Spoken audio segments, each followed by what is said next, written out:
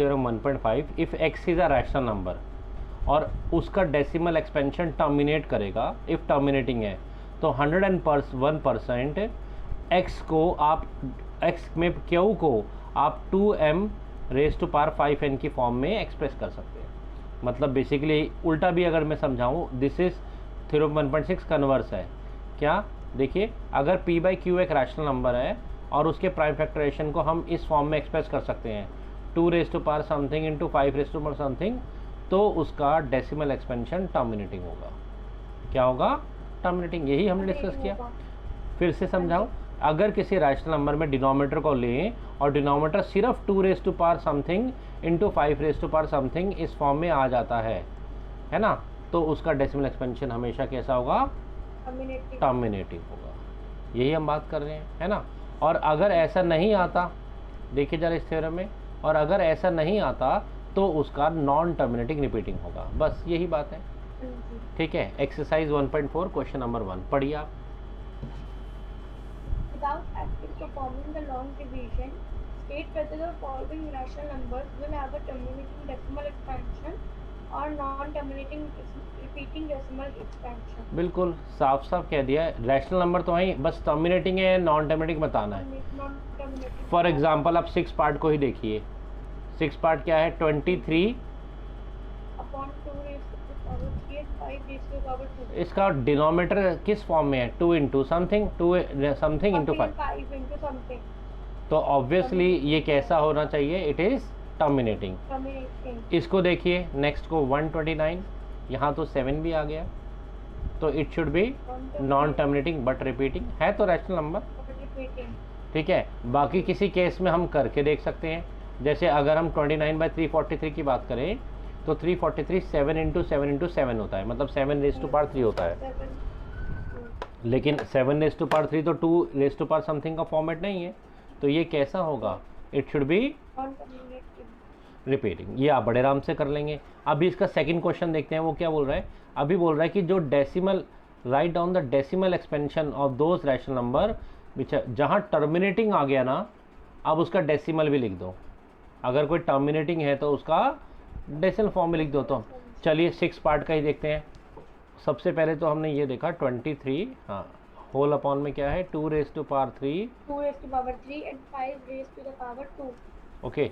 सबसे पहले तो हमने कहा बिकॉज इसका जो क्यू है यानी कि डिनोमिनेटर है, that is in the form of 2 raise to power m into 5 raise to power n। अगर ऐसा फॉर्मेट है तो yes it is terminating decimal expansion, ठीक है। ये बात तो बिल्कुल ठीक है। नाउ अभी कह रहा है बिना डिवाइड के निकाल भी दो, तो बड़ा आसान है।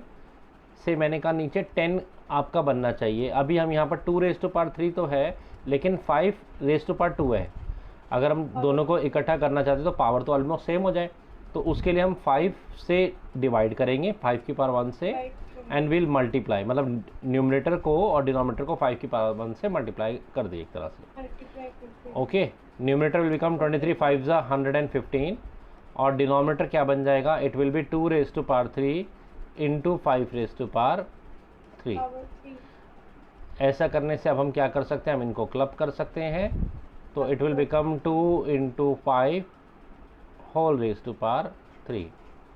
तो अल्टीमेटली ये बन गया 115 whole raise to power 10 divide by 10 raise to power 3।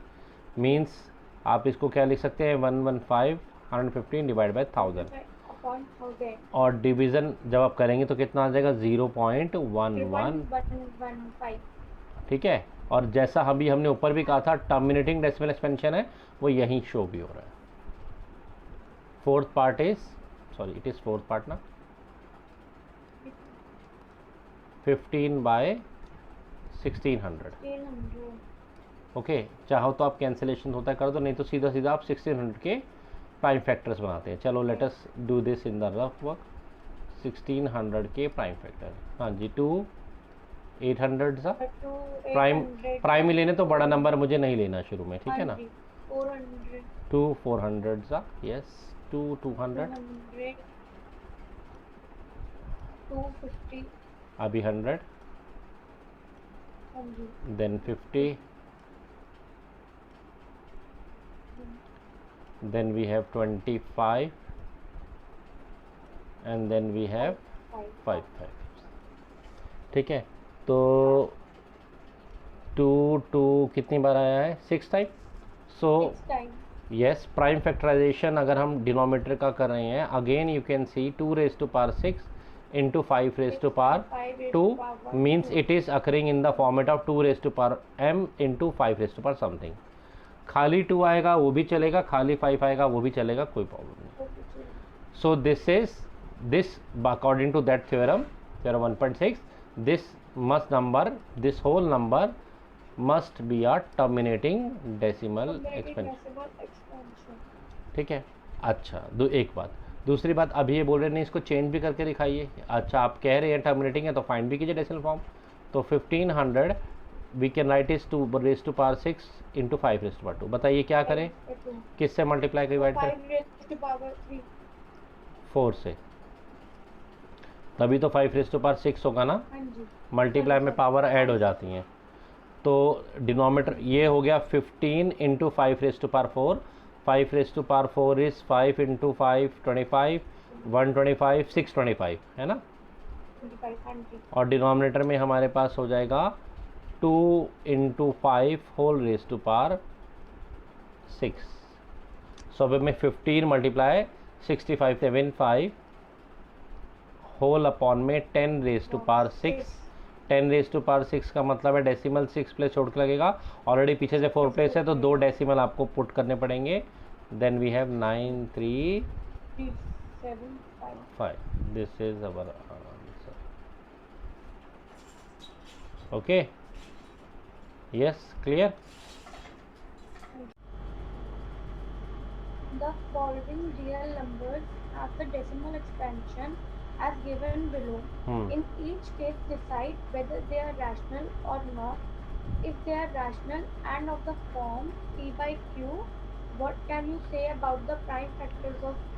बिल्कुल, ये फॉलोइंग आपको डेसिमल फॉर्म में दे रखे हैं, क्या प्रॉब्लम है इसमें? The following numbers are given decimal. ये कैसा डेसिमल है? 1 2 3 4 5 6 7, अल्टीमेटली ख़त्म हो गया ना, अल्टीमेटली ख़त्म हो गया ना, तो it is terminating decimal expansion. ठीक है, if they are rational and of the form P, what can you say about the prime factors of Q? तो इसके प्राइम फैक्टर्स कैसे होंगे? जब भी इस नंबर के प्राइम फैक्टर्स करेंगे तो that will be in the form of 2 raise to power something into 5 raise to power something. इस नंबर को देखो 1 2 0 1 2 0 0 1 2, ना तो टर्मिनेट हो रहा है, डॉट डॉट डॉट भी लगे हुए हैं ना, it is non terminating non repeating, so it is basically irrational number. तो इसका कोई पी बाय क्यू फॉर्म नहीं हो सकता। इसको देखो 1 2 3 4 5 6 7 8 9, then we have bar, means इसके बाद भी रिपीट हो रहा है, तो it is non terminating but repeating, तो इट इज़ क्या? Rational number. और इसका भी जब आप चेंज करेंगे तो क्या ये पी बाई क्यू फॉर्म में होगा? आंसर है नो, ये पी बाई क्यू फॉर्म में, sorry 2 raise to power m into 5 raise to power n, ये वाले फॉर्मेट में नहीं होगा। क्यों नहीं होगा? हम डिस्कस कर चुके हैं कि टर्मिनेटिंग डेसिमल एक्सपेंशन हमेशा इसी फॉर्मेट में होता है, 2 raise to, non terminating repeating इस फॉर्मेट में नहीं होता। और ये तो इर्रेशनल है, इसका तो कोई बात ही नहीं। क्लियर? 1.4 खत्म। So what is this theorem 1.3? According to this theorem, theorem 1.3, can you see 1.3 on the screen? Yes.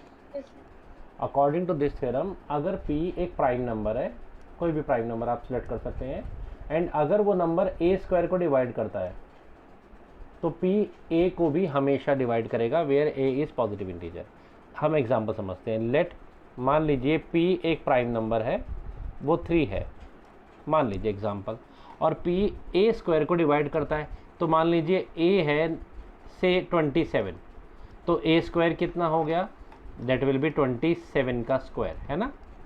तो ये थ्योरम बोल रही है कि अगर p प्राइम नंबर है और अगर वो a स्क्वायर को डिवाइड करता है, then it will also divide a। अरे ऐसा तो भाई देख लीजिए, 27 का square means 27 into 27 divide by 3, divide कर सकते हैं, हाँ डिवाइड कर सकते हैं कुछ समथिंग, तो 27 तो ऑब्वियसली डिवाइड होगा, इसमें क्या बात है, बट इसको थ्योरम के लिए समझा रहे हैं।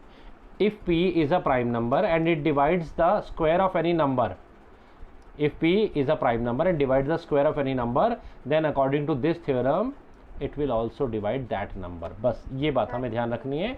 नाउ हमें प्रूव करना होता है इसमें √2 इरेशनल है, √3 इरेशनल है, √5 इस तरह से हमें शो करना होता है, जैसे ये एक दे रखा है. Okay, prove that √2 is irrational. ये प्रूफ हम प्रूफ बाय कॉन्ट्रडिक्शन करते हैं. कॉन्ट्रडिक्शन मतलब हम कुछ स्टार्टिंग में एज्यूम करके चलेंगे और उस एजम्पशन से सारा क्वेश्चन करेंगे, लेकिन लास्ट में उसी कैलकुलेशन में कुछ गलती हो रही होगी, कुछ मिस्टेक हो रही होगी. तो क्योंकि मिस्टेक हो रही है तो हम बोलेंगे जो हमने एज्यूम किया एक्चुअली में वही गलत है, तो वो हमारी एजम्पशन ही रॉन्ग है, तो हम उसका हाँ, तो हमारा क्वेश्चन ऐसे प्रूव होता है. It's called prove by contradiction. Okay, तो इस एक्सरसाइज में √2 को प्रूव करना इरेशनल नंबर, √3 को, √5 को, √7 को, सभी इसी तरह बेस्ड हैं. लेट अस सी, बोर्ड पे देखते हैं. We are doing, we need to prove that √2 is an irrational number. Or how will we will prove that? We'll prove that by contradiction, माने irrational number. Okay, √2 हो, √3 हो, सबका एक ही तरीका, एक जैसा ही है. चलिए कैसे प्रूव करेंगे, थोड़ा इसमें प्रेजेंटेशन का पार्ट है, रिटन पार्ट है, वो किस तरह से लिखना है वो हमें देखना है. चलिए let us see, let us assume to contrary, let us assume to contrary, मतलब ये कह रहे हैं √2 को इरेशनल प्रूव करो, हम इसका कॉन्ट्ररी मान रहे हैं. क्या? That √2 is a rational number. हमने इनसे कॉन्ट्रडिक्शन कर दिया. वी आर, ये कह रहे हैं इरेशनल नंबर प्रूव करो, हम कह रहे हैं अरे इरेशनल तो है ही नहीं, ये तो रैशनल नंबर है. Yes, let us assume to the contrary that √2 is a rational number. हमने contradiction मान लिया. okay, so √2 is equal to can be written in the a by √2 is equal to a by b या p by q लिख लो, कुछ भी लिख सकते हैं, p by q लिख लो. चलो, √2 एक रैशनल नंबर है और रैशनल नंबर को आप क्या लिख सकते हैं, p by q फॉर्म में, है ना. √2 is equal to p by q where p and q are co-primes. co-prime मतलब है इनके पास सिर्फ एक ही कॉमन फैक्टर है, वो है 1. प्राइम नंबर्स में कॉमन, अगर मैं आपसे बोलूँ 3 के प्राइम फैक्टर बनाइए तो विल से 1 and 3, मैं बोलूँ 5 के बनाइए तो विल से 1 and 5. इनमें कितने कॉमन फैक्टर हैं, सिर्फ 1 ही है, तो ये को प्राइम हो गए. को प्राइम होते हैं जिनका कॉमन फैक्टर एक ही होता है. प्राइम में ऐसा ही होता है, ठीक है. कोई भी दो प्राइम नंबर लेंगे उनमें कॉमन फैक्टर 1 ही होगा, तो यार को प्राइम्स. सो √2 को हम ऐसा भी लिख सकते हैं, p by q. अच्छा, ऑन क्रॉस मल्टीप्लाई क्या रिजल्ट आएगा, on cross multiply will get p is equal to √2q. Squaring both side, अगर हम इसका स्क्वायरिंग करें क्या रिजल्ट आएगा, squaring both sides we can say p square is equal to 2q square, ऐसा आ जाएगा. अच्छा, ये 2 को अगर वहाँ ले जाएंगे तो एक तरह से ये 2 यहाँ मल्टीप्लायर और वहाँ जाके डिवाइड करेगा, मीन्स डिवाइड हो जाएगा. देखो एक तरह से रिजल्ट क्या है, इसका मतलब समझ लीजिए. इसका मतलब मान लो p मैं मान लेता हूँ से 10, तो 10 का square is equal to 2 into something, कोई नंबर है यहाँ पर, क्या स्क्वायर है ना. इसका मतलब ये 2 यहाँ जाकर इसको डिवाइड कर सकता है ना, तभी तो वो 2 इंटू समथिंग आया है. सो यहाँ पर हम एक चीज़ का लिखेंगे कि 2 डिवाइड्स p स्क्वायर, जो रिजल्ट आया इससे वी कैन से जब 2 इधर जाएगा on the left hand side it will divide p square. So अभी हमने एक थ्योरम पढ़ी थी, अगर कोई प्राइम नंबर किसी नंबर के स्क्वायर को डिवाइड करेगा तो वो उस नंबर को भी डिवाइड करेगा. So by theorem 2 also divides p. ठीक है ना, मैंने कहा ना लिखने वाला पार्ट ज़्यादा है. 2 ऑल्सो डिवाइड्स p, तो 2p को भी डिवाइड करेगा. तो जब p को 2 डिवाइड करेगा, इधर ध्यान से देखना, जब p स्क्वायर को 2 ने डिवाइड किया तो रिजल्ट बच रहा है q स्क्वायर. लेकिन अगर सिर्फ p को 2 डिवाइड करेगा थोड़ी q स्क्वायर बचेगा, कुछ नया नंबर आएगा, है ना. 27 के स्क्वायर को अगर हमने 3 से किया था और 27 को भी 3 से किया तो रिजल्ट तो अलग आएगा।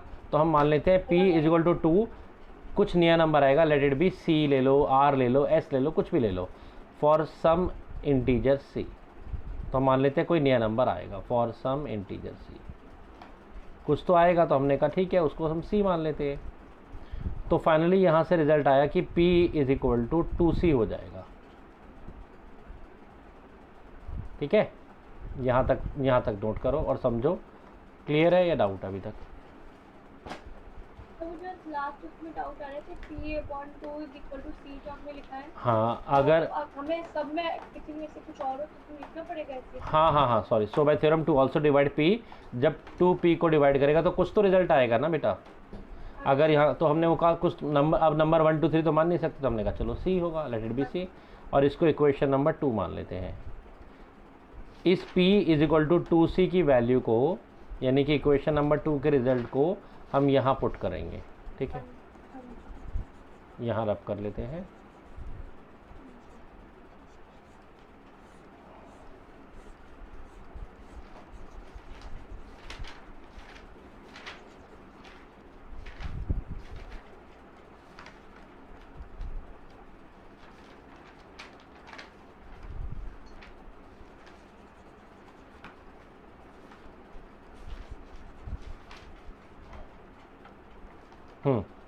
क्या कर रहे हैं हम? यूजिंग सेकेंड इन फर्स्ट,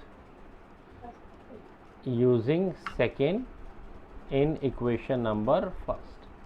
क्या रिजल्ट आया? p is equal to 2c, तो हम यहाँ पुट कर रहे हैं p के प्लेस पर 2c और उस पूरे का whole square is equal to 2 into Q square. Yes, तो it can be written as 4c square is equal to 2q square। इधर डिवाइड करेंगे तो ये 2 से तो बन जाएगा 2c square is equal to q square। 2 को फिर यहाँ ले जाते हैं तो q square अपॉन 2 आ जाएगा। मीन्स हम फिर कह सकते हैं कि 2 divides q square। Can we say that? है ना?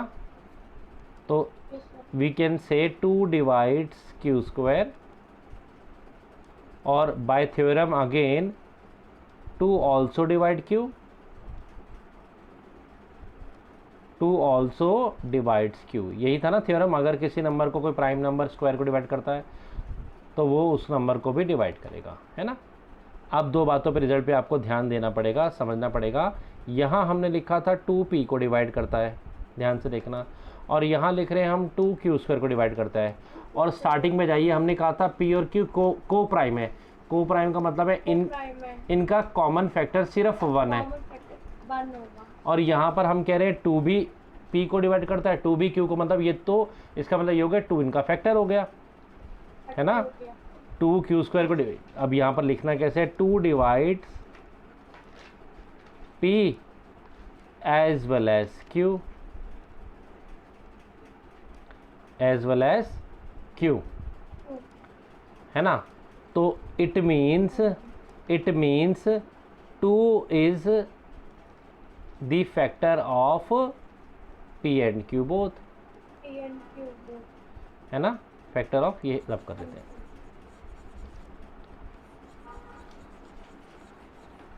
नोट करते जाना क्योंकि presentation important. 2 is the factor of p and q both. ये तो 2 दोनों का फैक्टर हो गया,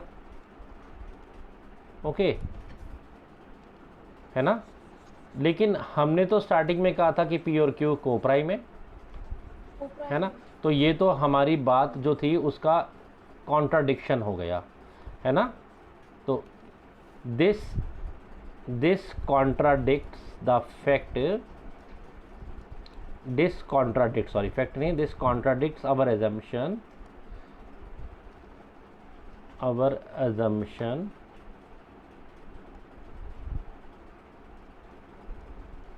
that p and q are co-primes।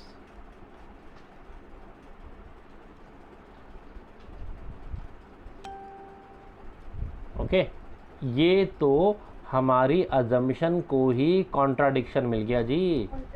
हमने माना पी और क्यू प्राइम, उससे सारा क्वेश्चन करने लगे, रिजल्ट आ गया नहीं नहीं नहीं क्यू प्राइम नहीं 2 भी एक फैक्टर है। ये कैसे हो सकता है ना। मान लो आप कोई क्वेश्चन में x इजल टू 2 लेकर पूरा क्वेश्चन सॉल्व कर रहे हैं और लास्ट में x इजल टू 3 आ जाए, तो ये क्या बात हुई, कोई गलती हो रही है ना, यही हो रहा है ना। तभी ऐसा तो नहीं हो सकता ना, है ना, क्वाड्रेटिक क्वेश्चन नहीं है, लीनियर की बात करूँ तो ऐसा नहीं हो सकता ना। तो ये कॉन्ट्रडिक्शन हो गया। ये क्यों हुआ, ये क्यों हुआ, ये इसीलिए हुआ बिकॉज हमारी अजम्पशन ही रॉन्ग है। गलत। हाँ, तो हम लास्ट वाले लिखेंगे this contradiction occurs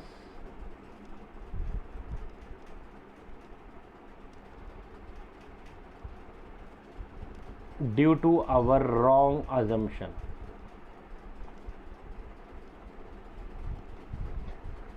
Our wrong assumption. क्या assumption था स्टार्टिंग में, that root 2 is rational. ये assumption wrong थी।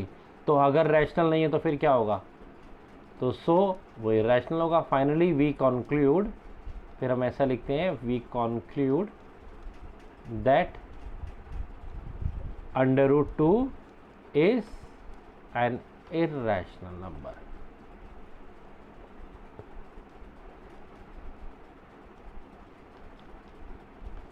ओके, ये है प्रेजेंटेशन का वे।